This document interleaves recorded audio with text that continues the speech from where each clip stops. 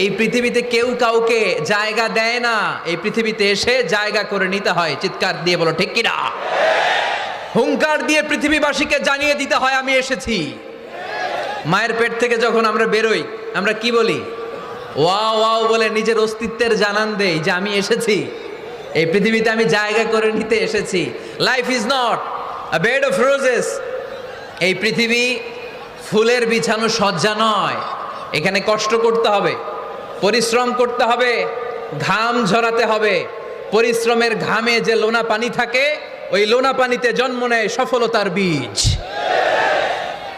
এজন্য পরিশ্রম করতে হবে। সব নবীরা পরিশ্রমী ছিলেন, সব নবীরা কাজ করেছেন। সূরা জুমার এই 10 নম্বর আয়াতে আল্লাহ তাআলা আমাদেরকে মোটিভেট করে শিখাতে চেয়েছেন যে স্বাবলম্বী হও, নিজের পায়ে দাঁড়াও, কাজের সময়ে কাজ, নামাজের সময়ে নামাজ। আজকে এই স্লোগানটা